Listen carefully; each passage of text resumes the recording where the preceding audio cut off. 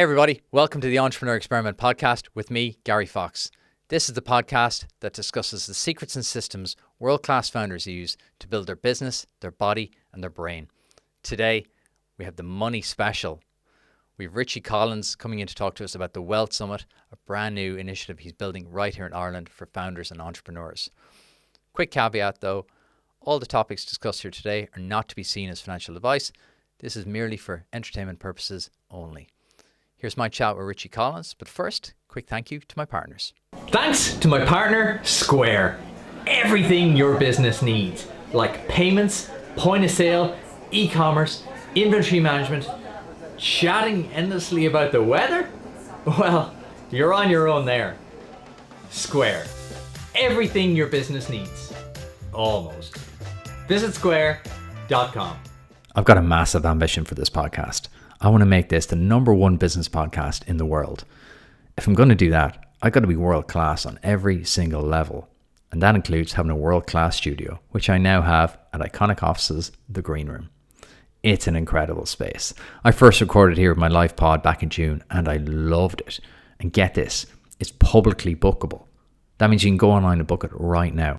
As I said, it's called the Green Room. It's a private cinema and screening room. That means it's perfect to wow a client with a pitch, host a private screening, or do what I do, record a podcast here. So, as I record here, and as you know, I'm a member of Iconic Offices, I've got the team at Iconic Offices to hook us up with a number of exclusive complimentary office trials and discounts for my audience for booking this exact space. No catches. Simply go to the web link in the description, grab the offer that works best for you. Thanks, Iconic Offices. The Wealth Summit is on the RDS on November 15th. It's for entrepreneurs, business owners, and those that aspire to be. If you're at the startup, scale-up, or sell-up stage of the entrepreneurial journey, then the Wealth Summit is for you. Learn how to build personal and business balance sheets through business growth strategies and build out critical paths to financial independence. Join Stephen Bartlett, Niall Quinn, Mandy Hickson, Tom Gannon, and 30 other speakers for a day of empowerment, motivation, education, growth, and networking. And we have an exclusive offer for listeners of the pod. For €150 plus VAT, you're going to get a discounted Access All Areas ticket, which also gives you access to the Wealth Tribe lunch, and it gives you a free masterclass on November 16th on how you can actually implement AI into your business. It doesn't even end there. The first 10 people to sign up by September 15th will get a ticket to the 10X Growth Camp in Luttrell Castle on September 29th, where you'll deep dive into business growth strategies, financial growth strategies, and AI implementation for growth. So click the link below to avail of this incredible offer. Richie, welcome to the pod. Thanks, Gary. Thanks for having me. We have had many chats. This is the first one we're going to record and release. Well, look, you have to wait your turn, don't you? Welcome. Richie, what do you do? We are a wealth management firm called Walfrid Private, and we're based in Dublin. That's our main business. It's a regulated business, and we have a focus on creating wealth for business owners and entrepreneurs and showing them that critical path to financial independence. That's a day job. The fun job is a new phenomenon that we have called the Wealth Summit. And basically it's come out of years of us spending time, the UK and the States, looking at how entrepreneurs and business owners interact with each other and how they educate themselves, how they empower themselves and motivate themselves. And we found that there's very little like that in Ireland. So we've worked in the Wealth Summit the last while, even since before COVID, on a smaller scale, to get it to where it is going to. It's not the polished article. It's far from it. A lot done, more to do, as they say.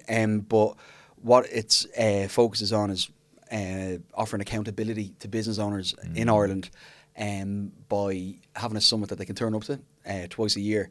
But in between that, having GrowCamps whereby they can actually scale their business with like-minded people. Yeah, when you reached out to me and you're like, oh, do you want to come on this? I was like, absolutely. Because there's been such a gap in Ireland for this for years. We're miles behind. Like you say, you go to the US, the UK, we're miles behind it. And literally every single entrepreneur comes in here talks about like their lack of connection with other entrepreneurs. It would have been much faster if I'd known this. It would have gone much quicker if I'd avoided that. That's why I do the pod, is to show people like there is a big group of entrepreneurs. I always laugh when people go, oh, you'll run out of guests soon. I'm like, you've no idea how many entrepreneurs are in Ireland. Like how many people are out there. So to see people like yourself, you get it. You understand that it's content. People need to be brought together around something. can't just be like, we're doing a seminar on tax. Yeah. I can't think of anything I'd less like to do, even if it'd be the most beneficial thing Yeah, to do I all get you, year. 100%. Like, I'm sure, like you've seen it, like you've seen what moves. When did you start exploring this? Like, when did you start going abroad to conferences, and what drove that? 15 years ago. Really? Just out of, like, my background was, I was an accountant, a very, very bad accountant, so don't Fair call play me for accountancy. fair play to admit Just wanna you're put it over accountant. there, right? Never practiced it for long.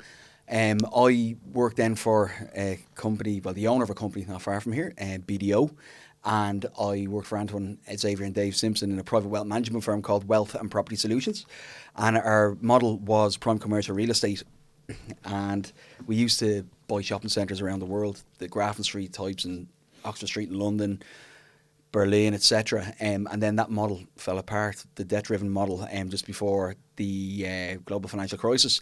So we were out of it about a year in advance. We'd been in Abu Dhabi and whatnot. And what happened was I had a choice. I could go to Australia and sell ice creams with the rest of the world and have the crack, or stay here. I'm a very proud Irishman, so I love Ireland, love my family. So What age were you at this stage? You're giving me age away now. We won't run the numbers on LinkedIn. You were young enough in your career. No, I was. Geez, what was I? It would have been 27. Yeah, 26, 27. That's young. That's young. Young As you get back to our then. age, that's very I young. wish I could buy back time. So what happened was, got made redundant from that because obviously it was a debt-driven model at the time. We got out just before all the nonsense of 07, and I had the choice, as I said, to go to Australia or not. So what happened was, look for mentorship. Very little of it around. Everybody who was that entrepreneur that made the mistakes, that had gone bankrupt, bust, or else blew up in a positive way, they were fighting the bank. So there's no peer-to-peer advice. So off I went, packed the bags, the old credit union loan, the old sob story, and went over to America and seen a lot of what was going on over there from a finance perspective. Came back, did extra finance exams. The beauty about what I was doing with Antoine and the gang was we were helping entrepreneurs invest money, but I always seen that there was a gap. Like, we'd have people, brokers ringing up, like placing the money, or people coming directly, but there was no strategic advice, in my opinion, outside of the big companies that was given actual valid, impartial advice to clients that wasn't based on a commission model. So, like, when you hear the sayings like there's no endurance like the man in insurance, that's 100% true, right? On a commission model. So we basically said, let's disrupt, let's take into account fee-based advice. So through Walfrid, we took the fee-based approach, but hadn't a clue how to run a business. And literally, what did you want to do? You'd gone to the States to try to figure it out, right? You were trying to go into the States to go, right, well, there's something there. I'm just trying to figure out what it is. What were you looking for? Didn't want to be the box bedroom merchant. Started off at that, but when I was younger, I had hyperactivity and ADHD, so it was always like 10x, 10x, 10x. Right, we're going for this, right. And that's where we are today. What I was looking for was just people to learn from, and people that had made the mistakes, people that were made redundant, people that had to bounce mortgage payments. The typical brass neck entrepreneur that basically came from nothing, had nothing, started with nothing, started with minus, because when I bought my first place back in 07, it was kind of the wind was starting to just blow in, recession. So I had to bounce the first mortgage payment.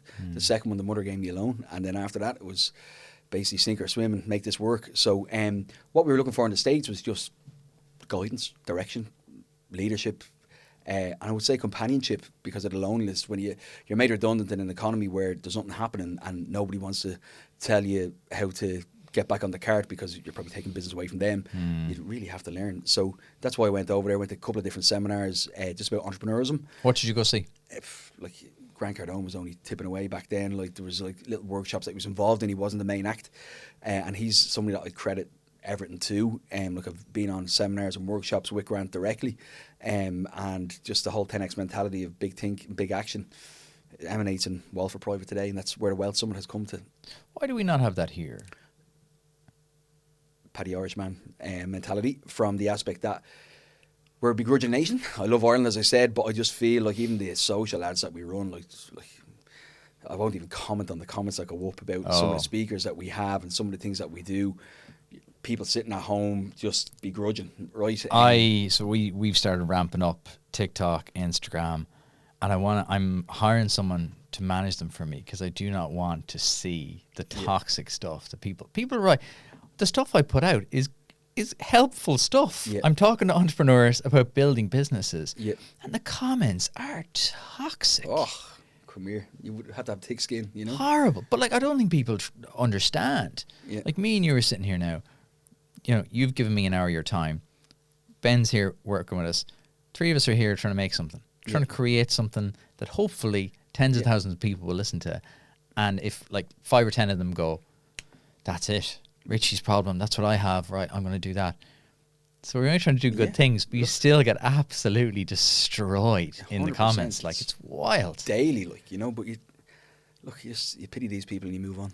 It's very sad. Yeah. It's very sad that you're like, that's why you spend your day is commenting on people and what they're doing and what they've built. Yeah. People I've on are serious entrepreneurs. Like, 100%. they're not reading your comments. Fucking user 7777. They're not sitting at home going, "Oh no, he doesn't like my shirt." We have a team that just blocks it all out, like, so. Yeah, you're better off. But yeah, that growth mentality, like, it is coming. Like, we're here having this conversation, so it is coming. Yeah. Why is it taking so long? Like, is it a size thing? Is it we don't see it happening a lot, so we can't believe it? What is it? How do I say?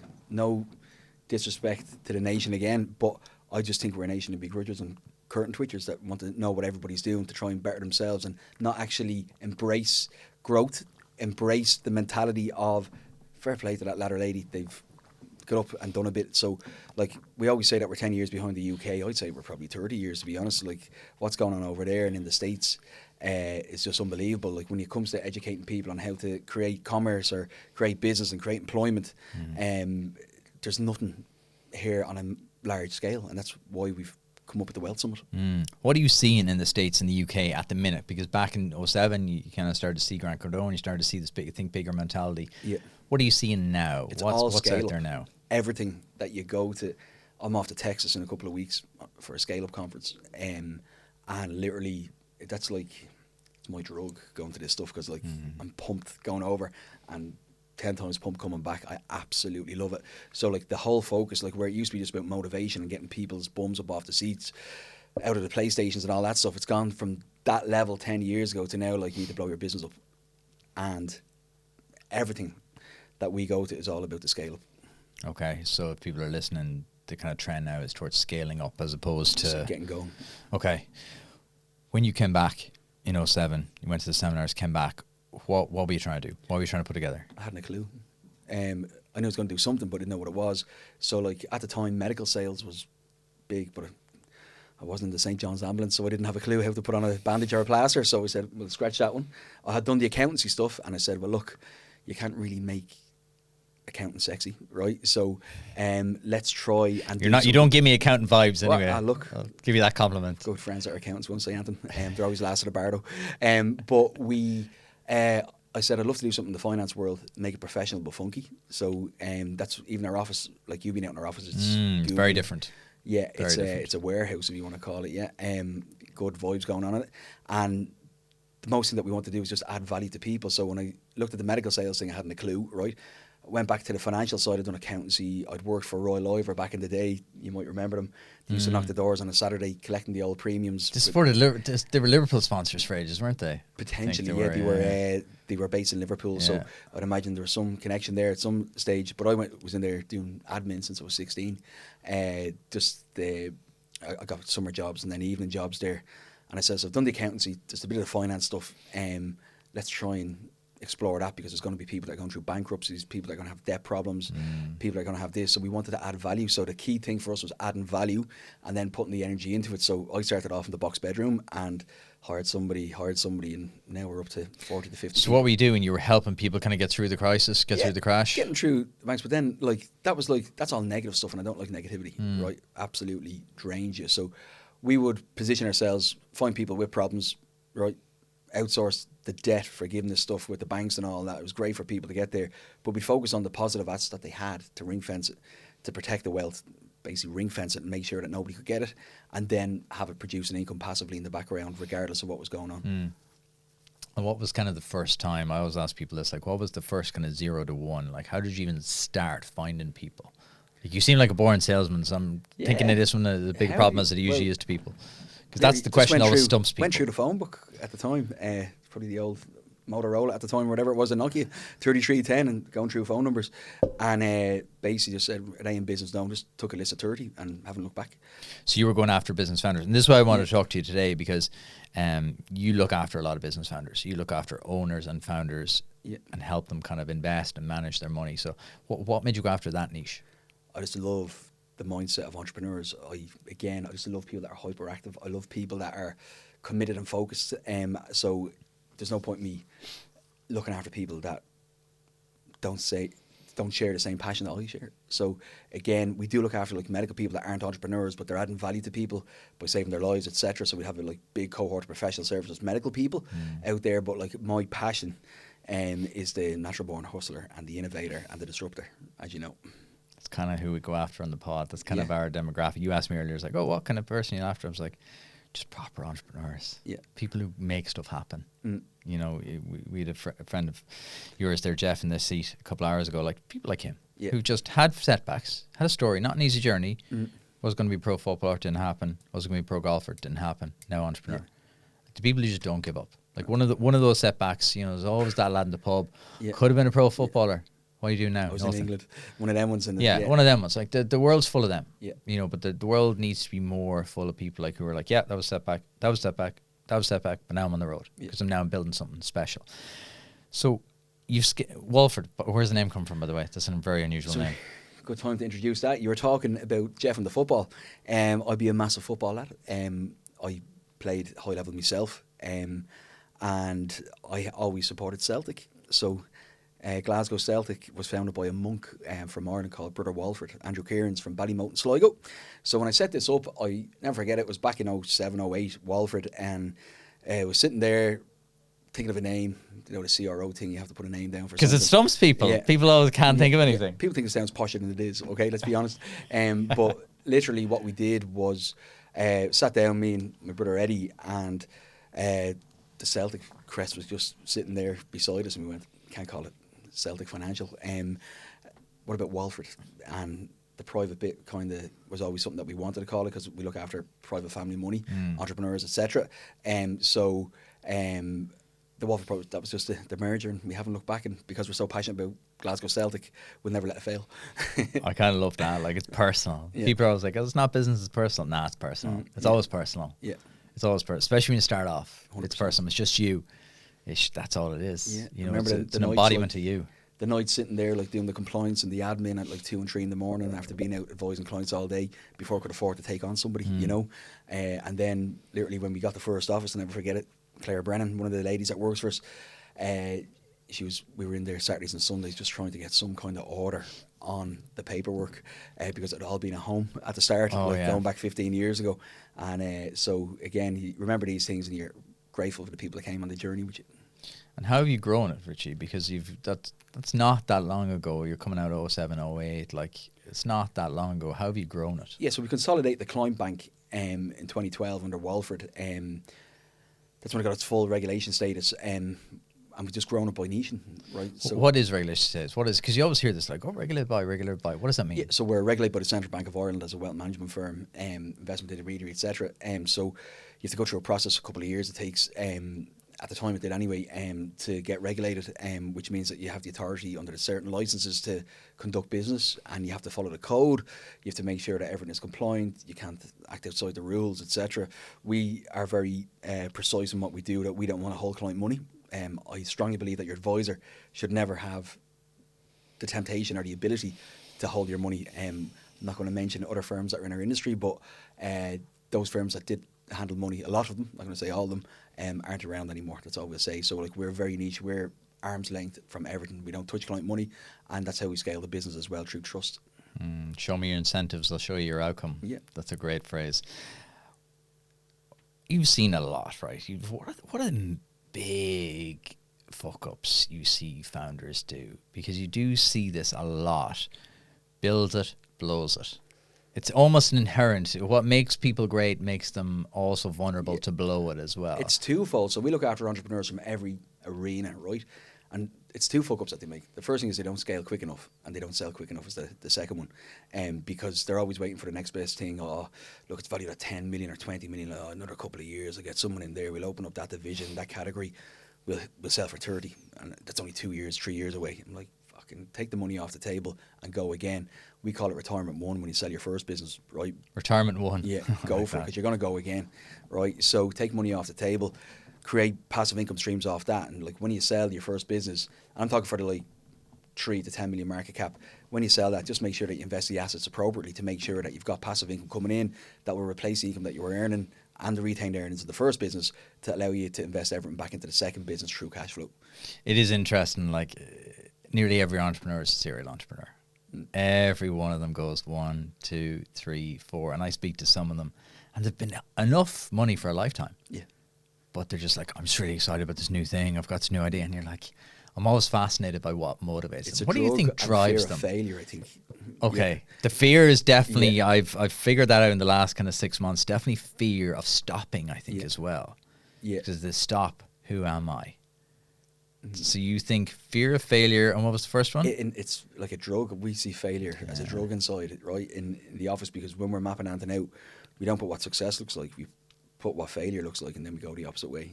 I like that. So by reverse engineering the whole process and the whole business model, we're leaving that on the first step, and we're going the side steps, if you want to call it, to make sure that we just conquer. That's an interesting one, because I asked Jeff about the sports psychology side of things, and I asked him about, how do you not lose focus? And he goes, you can't keep focus all the time. He's like, you have to switch focus, then you have to come on and admit that failure is possible, look at the water and say, yeah, I could put the ball in there, but then put that aside, exactly like what you've said. So it's very interesting to see the parallels. Put that to your side and go, yeah, it could go in the water, but it won't. Yeah. Success is landing on the green, a foot from the pin. Yeah. So it's very interesting to see those traits come through again and again and again. You can't be ignorant, because there's this misshapen idea of entrepreneurs. They're this crazy risk-taking genius, when in reality the really good ones aren't. But they know they're risk averse. After a while, they figure out, going, if I keep betting the farm, one day the farm is going to come up red and I'm going to come up black. So they realize that. So the two things you said there are really pertinent. What are the, let's talk tangibles in terms of what mad decisions do you see founders make? Because you do see kind of like going, oh my God, he had raised it up to 10 million and then he spent X, Y, and Z and this, and this. I'm not talking about individual investment mistakes. I'm just talking about, like, what mad things do you see? What decisions do you see they make? You're like, what are they doing? Like, what's the classic thing you see people spend money on that you're like, oh my God? They'll do an equity raise and then they'll have business too. Like what you said, they're serial entrepreneurs. So once they get the raise in, they feel that they can open the belt a little bit and be a bit more passive on it, rather than just like getting it to where it needs to be before they go for venture two. So I've seen an awful lot of that where people focus on venture two while venture one is just being funded, and literally the focus is not there anymore, and it brings it to them now. So that's probably the most common thing, especially since on the back of the global financial crisis, and then everyone was grand for a few years, and into COVID again, we have people that set up multiple businesses that have nothing to do with their core skill set. So they basically see somebody having a go and they go, oh, I'm an entrepreneur, I can do that. Stick to your lane is what I always say to people. And that's what we did with the Wealth Summit. Like, yeah, we've gone into events, but it's like totally, we're passionate about what we do. So like, yeah, we put the right people around us to run the event, but the finance aspect of it is literally, it's our vanilla bread and butter that like we thrive on. What trends are you seeing kind of emerging out of, like, 'cause you get a flavor of all the great businesses that are emerging up because you're meeting these founders day after day after day. What trends are you seeing emerging that you're like, that is a really interesting trend or business? Let's just, AI obviously, right? But I'm seeing more and more young entrepreneurs coming through, right? Like, you've had some of the lads on here, right, and the girls. There's more and more young people coming in that aren't waiting to lose a job at 30 and then go, oh, I'm going to have a go at this. Like, so like, I love to see that, right? Because that was me back in the day, right? And that's another reason why the Wealth Summit was established, to give people that network that wasn't available for me, 7 or 8 that mightn't come from that background, where there was the nepotism or the guidance there from a business owner parent. I have fantastic parents, great childhood, just didn't have the business background, so it was quite a lonely place. Still is today, you're right, even 15 years on. So that's where it was. But on the trends of what's happening, I see like big push. We spoke about it there earlier on, the AI stuff, just magic what's going on in that space. Because it's hard to figure out the signal from the noise, because there's so much noise. Everything's AI this, AI that, and you're kind of going, oh, there's just so much noise that I can't even start to figure it out. Like, what are you specifically seeing that's interesting? I've seen serial entrepreneurs grow in the last 18 months in that space that are literally like changing the world, how we interact with each other. Like, there's a lot of jobs that might be made redundant. I can see accountants in the next number of years becoming just data analysts because the accounts will be automated through payments and whatnot. Through payments and cards, etc. They'll just be all profiled back into a category or a nominal code, whereby the accountant's job will just be to read the accounts. You know, so that'll all come at point of sale. You know, I can see like where I see massive growth, and it's what we're doing at the Wealth Summit, is everybody's talking about AI. Nobody's doing it. Okay, everybody goes, oh, ChatGPT, right? Yeah. It's where it's at. ChatGPT is a fantastic piece of kit. 40 quid get you. They'll just give you an example of the power of it, right? So we used to spend $7,000 a month on content writers in the business, and no disrespect, they could be writing about cinemas, they could be writing about podcasts, they could be writing about elephants, and then finance the following week, right? So the unique ability, that's something we're passionate about, wasn't writing about finance. So we've replaced that through Implement AI. I'll talk about that in a minute, whereby we've got a $2,000 implementer on a consultancy base that implements our AI, and we're saving $5,000 a month on the P&L. Right, that's $60,000 a year. If you multiply that on an exit EBITDA multiplier of 6, that's $360,000 of enterprise value on one line of the P&L in one category. Do you understand? So I do. When you say implement AI, is that a company that comes in and goes, all right, Richie, you're spending these 10 things, we can definitely remove 5 of them? So we're bringing in the whole ethos of implementing AI into SME businesses in Ireland, okay? Not through Walfrid or the Wealth Summit, through a partner that we have who's going to speak at the Wealth Summit, Alex Shukla and Piers Linney, who was on the Dragon's Den. So Piers on the Dragon's Den a couple of years ago, and literally they go in to do an AI audit of your business and literally help you scale.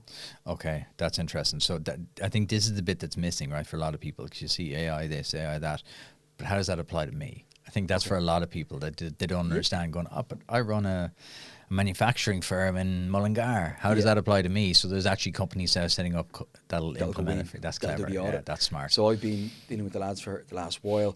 They're speaking actually on the main platform of the Wealth Summit before Stephen Bartlett, but they will, on day 2 of the event, let's call it, is invite only, and we are having the lads coming over and doing a 5 or 6 hour seminar on how you can actually do this stuff. So like how you can like just link it all together through APIs for like a system flow, process flow that will help you scale.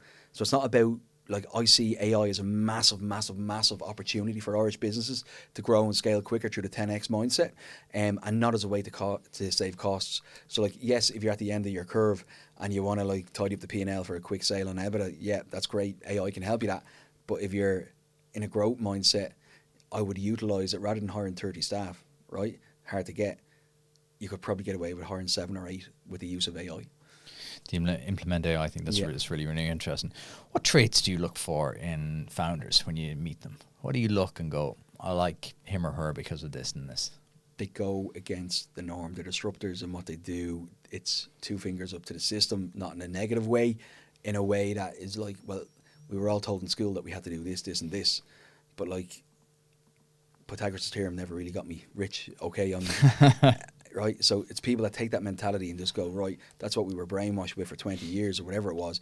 Now it's life lessons that we need. And these people, these traits are people that will just, we never stop is the mentality. We have it in our office everywhere. We never stop. And that's the mentality that like most of our clients have. They just go through walls, get to where they need to be. Look for grafters. Yeah. What drives you, Richie? Success. Not personal success for my team and to put food on the table for my kids. It's a pretty good driver. So I'm not motivated by money in any way, even though I'm in it, right? On a daily basis, like I love putting the hoodie on, the old Celtic shorts, at the weekend and going off the kids. So passionate about making sure their future is cemented the way my mother and father did for me. A lot of people say that. A lot of people say, you know, money doesn't matter. At what point does it not matter? I think that's the key thing. When you put food on the table, look what's going on in the world. It's once you can get yourself a bag of chips on a Friday night and whatnot, we're all wealthy, okay? But when it comes to you having a system and a process and a motivation and determination and resilience in whatever you're doing, And if you trade in that time for money results in profit, right, we're looking after them people and ourselves, if you want to call it, whereby you need to do something with that money, right? So yes, there's getting through life, that's wealth, okay? But when you have a system or process that's scalable and sellable with enough margin, that's when problems arise, because money causes problems. What do you mean money causes problems? Family fallouts, intergenerational wealth transfer, taxman. People want more money all the time. They see a business doing well, just you name it. Like it's the root of all evils. The family fallouts one's a big one in Ireland. Oh, the field. I literally made that joke last week because it is bananas. Crazy. Why is that still rooted so could, deep in our psyche? Obviously, client confidentiality and all that, but like we look after some very influential people in Ireland that you'd see in the papers and whatnot, and everything's rosy, but behind, I wouldn't like to be at that Christmas table. I do hear some stories. I said this to you earlier. You know, sometimes we're chatting here in the pod, and then we'll end the interview, and then they'll have the proper chat with me, and they'll be like, "Oh, this has happened," and I'm like, "I know. I wish you told me that on air, but I understand why you can't." Things are never quite what they seem, and that's why I try to do these pods and do them long form, because it's very important that people have a real understanding of what it takes to build a business like Walfrid, or build a Wealth Summit, or build enough to put money on the table. Like, it's not simple, and I think it can be hidden away a lot. Yeah. Because people either... It doesn't matter how many zeros you have. Like, there's always the begrudging... I'm going back to the begrudging Irish thing. Like, we buy a lot of properties in probate for clients in the retirement accounts, tax-free rent, tax-free growth, okay? And literally, with these probate sales, like, we don't get... What's a probate sale for anyone not familiar? Just basically where somebody has died and there's a house there that might need to be sold, okay, through the will, etc. So basically where Mammy and Daddy have died and there's a house left and there's 4 kids, one's in Australia, one's in Canada and 2 are still in Ireland. And there's just no will to sort it out, is it? Yeah, there could be a will there, will or no will, let's leave it at that, right, without going too deep on it. Literally, no matter what the value of the house is, if it's a 300 grand house in Crumlin or Tala, or a 3 million house out in Foxrock, it doesn't matter how many zeros, people are out for their pound of flesh. And I don't know, I talk to like peers that I have in America just about like family, like we do a lot of intergenerational wealth, so I'd be talking to advisors in other jurisdictions, and they, like, some of the stories that I've seen in Ireland is absolutely horrendous. Talk to the guys in Australia, in America, in the UK, and like they go, oh yeah, like, it gets tidy up, but there's never that much bitterness. But like the stuff I've seen over here, like I won't go into it now because some of it's involved with the guards, but unbelievable. Like it's just... I've thought about this a bit because it's cropped up a few times in the pod. Is it because as a country we're relatively new money? We had nothing. Like, we forget how relatively recent that is without going into ancient history. But like, we're relatively new money as an entire country. Like, entirely right. So we were, I always say to people, we were always the tenant, never the landlord. Great way of diplomatically putting it. 800 years of all the stuff that went on, but in simple terms. So when money started becoming available, there was a certain cohort of families in Ireland that had money, and then it kind of branched out, and now you have people who, if you take a normal working class family, there could be 1 or 2 people doing well and 1 or 2 people that aren't doing as well, and that begrudginess is like, it's instilled in the veins of the family operation. So when it comes to like a will or anything like that, like I can't believe he's getting that or she's getting that. Like, it's the scarcity they've got that mindset. job, they've got that car. Yeah, so yeah. like, it's just I love our country, but I think we're getting there though. I think there is more self-made people coming through, Yeah, and I think that will breed that through as more self-made people come along. You can only see it to believe it. I talk about this all the time in the pod. You have to see it to be it. I think that will change as more and more people create wealth for themselves, and they build businesses, and then I love to see it though. Like, I just see all the time, like, people that you might have seen for a while popping back up, like where they might have failed and they've come back again. So that resilience, the fighting Irish stuff is 100% there, and I love to see it. And I just can't wait for the next 10, 20 years, and maybe when our kids are like in their 30s and 40s seeing it, and like hopefully that abundance mindset will be there. I think so, and I like it.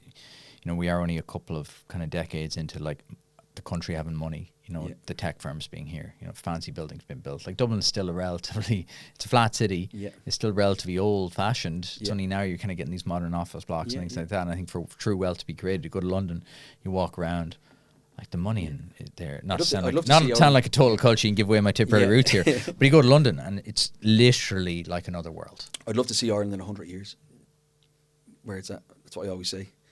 What do you reckon it could be? Oh, high rise. Has to be. Yeah, I would think so. I think Dublin is too with flat. the population explosion and whatnot, and like Naas is nearly Dublin now. You know what I mean? With the urban sprawl, we're gonna have to go up. It's not sustainable. No. Like Grand Canal is the only area in the whole city where you got some buildings, and they're not even that high. Yeah.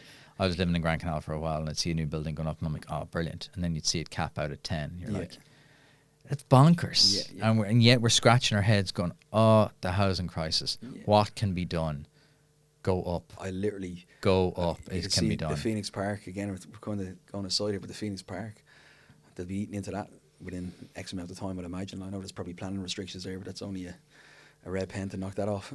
But like it's a pure, like, it's such an obvious thing. If you keep building at one level flat, you can only put a family of 3 or 4 on that patch. Yeah.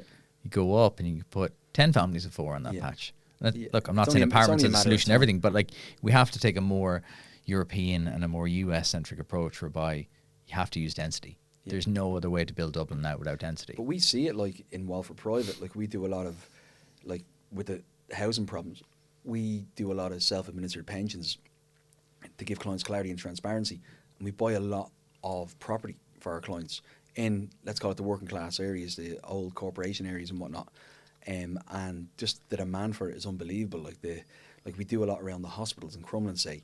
And although there's the people there that are working in the hospitals and whatnot, or sorry, it's the local people from the areas, it's the people from the hospitals that are like, they're coming in from Mullingar and Longford to work in the Crumlin hospitals. So like, it just doesn't make sense. So and again with the exodus of landlords as well, it makes it even more difficult. You know, Our landlords still leaving the market at a rate of knots. 100% because of tax and tenants. Okay, so if you look at it, if you had a rent roll of 24 grand, that's 12 grand, right? Depending on your income, and you might have had a mortgage of 16 grand, right? So you've got a 4 grand negative there. That's 8 grand PAYE rolled up, right? So like 8 grand of your salary is going just to supplement a non-cash flow investment, and then the tenancy problems with the rent pressure zone and the landlord ban, it led to an exodus. But like we kind of caught a lot of that from the aspect that we basically reverse engineered it from the problem that was there to add value to our clients. So all these properties were coming on stream. There was like a bit of a correction in the price of these areas and whatnot. So what we did was we bought these properties in a way that the accidental landlords never thought of back in the day. So we buy it through retirement accounts in a zero tax environment. So there's no tax on the rent, no tax on the growth. So it's everything you want, right? It basically is the opposite, the reciprocal of the problems that were there with tax and tenants. You've no tax. And then with the tenancy, we could rent them out in a 25-year lease to the government where it was a let and forget. You gave them the key and they look after the maintenance, gave you 80% of the rent. So like there was the exodus, but like if people sit back and like take wealth management advice from whoever it is, there's always opportunity over obligation. So what I say to people is what you want to do, you might be doing it for the wrong reason and the right reason in the wrong way. So always sit back and take advice. I think that's good for any industry, no matter what you're doing. Yeah. The money flowing out of residential property. What's happening on commercial? Do you see anything commercial side of things? Like what's happening over that side I of wouldn't be things? the biggest fan of commercial, right? From an investment point of view? Yeah, just personally, and again, non-advice, regulated business on Walfrid. I'm talking as Richie here today and not Walfrid, right? But my background was commercial property investing, so we used to buy like the prime commercial real estate on Oxford Street. So we had the Boots flagship building over there, their corporate HQ in Berlin. We had the Marmor House, which was Zara's flagship store. All it took was for anything to happen in that parent company for the rent not to be paid, for the landlord sitting there with no cash flow. I prefer the residential stuff because no matter what, if you look at the amount, if we go out there now, you'll see Amazon vans blown around, the Navy ones, like dropping parcels to all the offices. That's totally changed the retail landscape. But what I don't think Amazon's going to be able to do in our lifetime is come up with a pill or a good that will stop us having to sleep. So I always say to clients I prefer resi over commercial, purely because, yes, if someone doesn't pay the rent, there's a process to get them out. But like we deal with professional people, it doesn't mean they won't pay the rent. but we mitigate the risk. And again, if you take the resi stuff and put it with government schemes, you're in a stronger position. So parking kind of the Walfrid stuff and the stuff for founders, what do you see wealthy people investing in? What are the fun things that people do? Well, bring us behind the scenes. This is the things people really want to know is what So- do like true wealthy people spend their money on? Give us the sexy stuff as opposed to the good stuff. It's a great question, right? Because it's not even stuff that we advise them on. It's stuff that emotion makes them invest in. This is the thing I want to talk about. Yeah.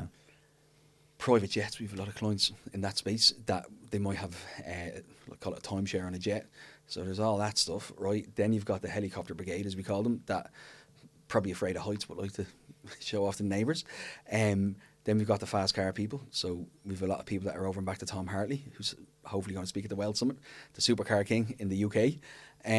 So Ferraris, McLarens, Lamborghinis, all that kind of stuff. Then we've got the guys and girls that love the jewellery. So like we've got clients that are buying jewellery down Grafton Street and selling it at 50%, 60% higher. Couple of weeks later because of the shortage and lack of accessibility. What's driving that? I was listening to a great podcast on Rolex the other day. What's driving that scarcity and that In price? my opinion, it's production restrictions and it's just elevating the demand. And is it artificial or has it been caused by COVID? I think COVID, purely because people weren't spending, so they were buying luxury items. They weren't in the pubs and whatnot. They weren't going on holidays, so you can only buy so many log cabins and do the house up so many times.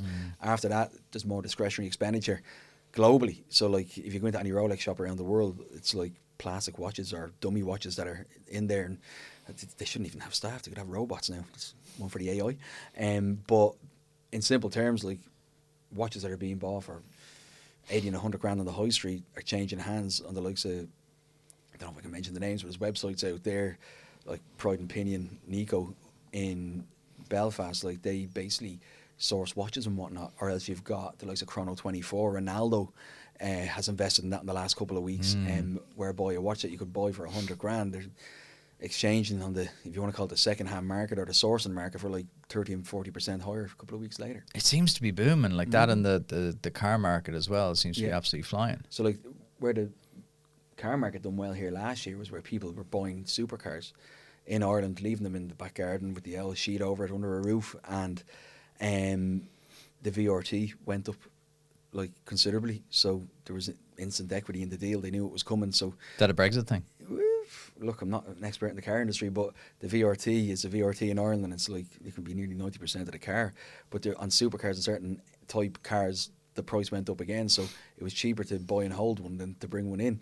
So there's a lot of people in the luxury end of life were playing in that space and buying multiple cars, and like some of them that we look after would have probably made 500 grand to 700 grand on just buying stuff for a few months and leaving it sitting there. Jesus. So it's been in the know in that space. There's a watch stuff, there's the car stuff, there's like, what else are they at? Like the sexy stuff, as you call it. What's the wildest way you've seen someone spend money? Or try invest? Either one. Answer both. We've had clients buy property recently in Miami, Las Vegas, and they've probably only ever been there once or twice. You know what I mean? Just to say that they had it. The private jet thing for me is probably like where a couple of them have gone that they don't need to go. Like one particular person, it's a husband and wife job. I've seen them on Ryanair airplanes, and they were very happy on them before, but now a certain level of wealth came from exiting, having their first retirement. They said, I fancy a bit of that, and they went for it. God bless them. God bless them. Well, I think we'd all like to find out what that feels like, to be fair. 100% fair play to them. What's the stupidest way you've seen people spend money? Probably buying cars. Ironically. Yeah, fast buying the cars. wrong stuff. Wrong thing at the wrong time.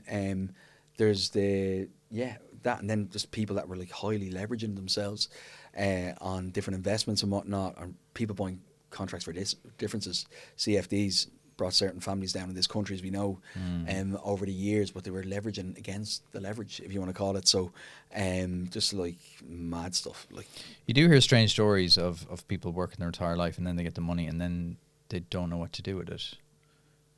Yeah, I guess that's where you guys step in, but So, it's wild when you see that. Yeah, but like when what I say to people when they retire is every day is a Saturday, right? Because you're sitting at home, you're not in work, you're not in your business, so you're spending more and more money. So like you have 7 Saturdays every week, multiplied by 6 months, and literally, It's a good way of looking at it, actually. Yeah. literally within 6 months you'll see, like, unless you have passive assets growing in the background, or assets for life as we call them, every day is going to be a negative if the income's not coming in. So look, as you said, like, people don't know what to do. Like, I always say to people, buy cash flowing assets that produce income regardless of the direction of the movement to the stock market.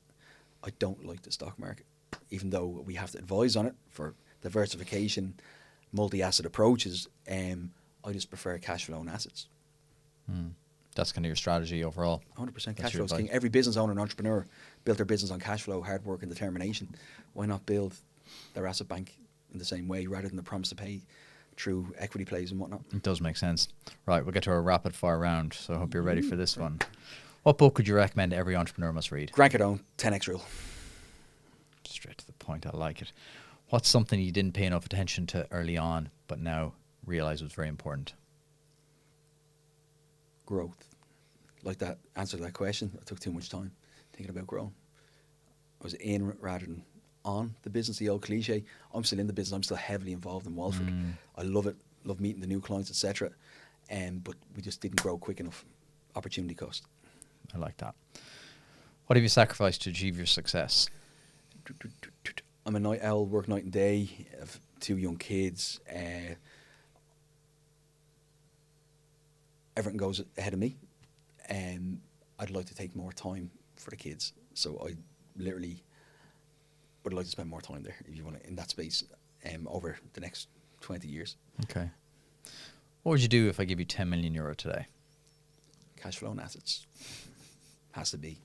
Everyone gives the same answer. Oh, the best in my company, or the Yeah, best in the thing. wouldn't invest in my company. Cash flow and assets. Yeah, Okay. we do a lot in the pharmaceutical space. So we have people that would earn their bread in the pharmacy space, but they'd reinvest their money back into the wholesalers, back into the drug companies. And I'm like, talk about all the eggs in one basket. So you never invest in your own business, only to retain the earnings and your upfront equity.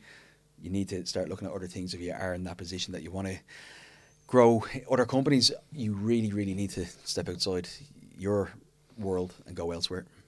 What's something you do in your daily routine you'd wished you'd done sooner, or for you, something you would like to implement now? Growth. Into your daily routine? Addiction. I'm going to give you 1 million euro, but you can only invest it in one company or person. Who would it be? Obviously, you can't give financial advice, but where would you put it in a broader sense? I would diversify. I'd never, ever, ever. We've seen the mistakes of 07, 08. So it would diversify, and I'd have a large chunk of change in the AI space. Okay, so you'd break it apart. If you just start a brand new company in the morning, what would it do? Add value. What do you believe that other people find strange or strongly disagree with? It's a tough question. I would have thought you would have had a lot here. Yeah, I have, but I don't want to sound like a negative Nelly. A lot of people are begrudging, as I said. You see it, begrudging to entrepreneurs.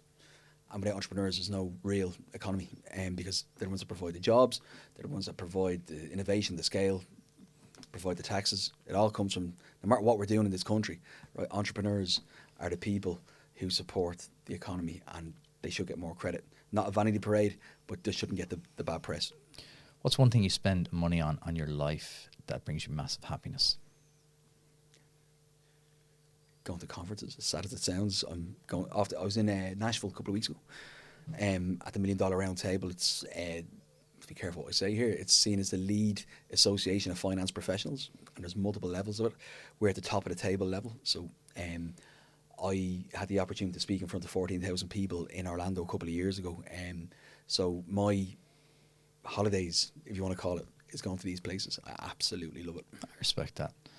What is your one bit of advice for every entrepreneur or founder listening? Never say no. Richie, it's been an absolute pleasure. Thank you for coming on. Before you go, tell me where people can learn more about the Wealth Summit.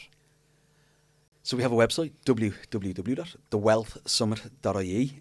All the information is there. You're probably getting blasted out of it on socials, and if you're not, I apologise. Our marketing team aren't doing their job correctly, even though they're brilliant. So we've avatars built out there for business owners and entrepreneurs all over the web. So we're probably annoying you if we are. I'm not sorry. We'll probably do it for the next 3 or 4 months because we know we can add value to you. We have some different ticket levels and whatnot there. We've got the Wealth Tribe.